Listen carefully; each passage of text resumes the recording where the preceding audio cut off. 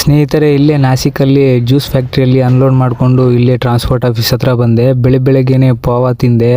ಅದಾದಮೇಲೆ ಆಫೀಸ್ ಒಳಗಡೆ ಬಂದರೆ ಬಾಳೇಜಿ ಆಫೀಸಲ್ಲಿ ನಮ್ಮ ಸ್ನೇಹಿತರೆಲ್ಲ ಸಿಕ್ಕಿದ್ರು. ಎಲ್ಲರ ಜೊತೆನೂ ಮಾತಾಡಿದ್ದೆ. ನೋಡಿದ್ರೆ ಇಲ್ಲೆಲ್ಲ ನಾಸಿಕಲ್ಲಿ ಲೋಡಿಂಗೇ ಇಲ್ಲ ಅಂತ ಹೇಳ್ತಿದ್ರು. ಈ ಬಂಕಲ್ಲಿ ಇಲ್ಲೇ ನಿಲ್ಲಿಸಿದ್ವಿ ಗಾಡಿಗಳೆಲ್ಲ ಕೂಡ. ಹಾಯ್ ಫ್ರೆಂಡ್ಸ್, ತರಕಾರಿ ತೊಗೊಂಬರಕ್ಕೆ ಹೋಗ್ತಾ ಇದ್ದೀವಿ. ಅಣ್ಣನೂ ಜೊತೆಲಿದ್ದಾರೆ, ನಮ್ಮ ಬಾಸು ಬಂದವ್ರೆ. ಎಲ್ಲರದು ಊಟ ಕಾಫಿ ಆಯ್ತಾ? ನಾವು ಅಡುಗೆ ಮಾಡೋಕ್ಕಂತ ತೊಗೊಂಬರಕ್ಕೆ ಹೋಗ್ತಾ ಇದ್ದೀವಿ ತರಕಾರಿ. ನೋಡಿ, ಇದೆ ಬಾಲಾಜಿ ಆಫೀಸ್ ಹತ್ರ ಇದ್ದೀವಿ. ಎಲ್ಲರೂ ಬಂದಿದ್ದೀವಿ. ಅಣ್ಣ ಚಳ್ಳಕೆರೆಯಿಂದ ಬಂದಿದ್ದಾರೆ. ಇವರು ಇದ್ದಾರೆ ಜೊತೆಯಲ್ಲಿ. ಸ್ನೇಹಿತರೆ, ಇಲ್ಲೇ ನಾವು ಮಾರ್ಕೆಟ್ ಒಳಗಡೆ ಬಂದಿದ್ವಿ. ತರಕಾರಿ ರೇಷನ್ನು ಎಲ್ಲ ತಗೊಂಡು ಹೋಗೋಣ ಅಂತೇಳಿ.